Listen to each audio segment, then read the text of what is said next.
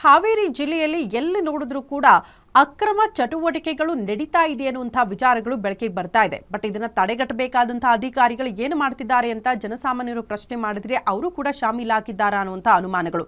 Chocolate biscuit ಸಿಗುವ ಜಾಗದಲ್ಲಿ ಮಟ್ಕಾ ಮತ್ತು ಅಕ್ರಮ ಮದ್ಯ ಮಾರಾಟ ಆಗ್ತಾ ಇದೆಯಂತೆ.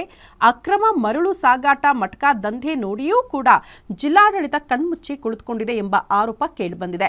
ರಾಣೆಬೆನ್ನೂರು, ಹಿರೇಕೆರೂರು, ಶಿಗ್ಗಾವಿ, ಸವಣೂರು ಹಾಗೂ ಹಾನಗಲ್ ಸೇರಿದಂತೆ 8 ತಾಲೂಕಲ್ಲೂ ಕೂಡ ಅಕ್ರಮ ಚಟುವಟಿಕೆಗಳು ನಡೀತಾ ಇರುವುದನ್ನು ಸಾರ್ವಜನಿಕರು ತಮ್ಮ ಮೊಬೈಲ್ನಲ್ಲಿ ಸೆರೆ ಹಿಡಿದಿದ್ದಾರೆ.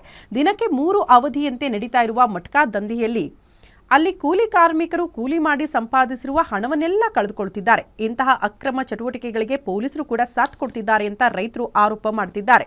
ಇದಕ್ಕೆಲ್ಲ ಕಡಿವಾಣ ಹಾಕದಿದ್ರೆ ಮುಂದಿನ ದಿನಗಳಲ್ಲಿ ಎಸ್ಪಿ ಕಚೇರಿಯ ಮುಂದೆ ಅಹೋರಾತ್ರಿ ಪ್ರತಿಭಟನೆಯ ಎಚ್ಚರಿಕೆಯನ್ನು ಕೂಡ ನೀಡಿದ್ದಾರೆ.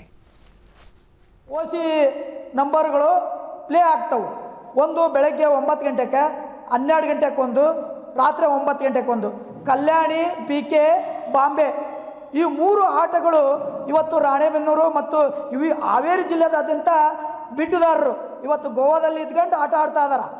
ಅವರ ಹೆಸರುಗಳನ್ನು ಕೂಡ ಮುಂದಿನ ದಿನಗಳಲ್ಲಿ ನಾವು SP ಆಫೀಸಿನ ಮುಂದೆ ಪ್ರಸ್ತಾವನೆ ಮಾಡ್ತೀವಿ ಮತ್ತು ವಿಡಿಯೋ ಸಮೇತ ನಿಮಗೆ ಮಾಹಿತಿಗಳನ್ನು ಕೊಡಲಿಕ್ಕೆ ಮುಂದಾಗ್ತಾ ಇದ್ದೀವಿ.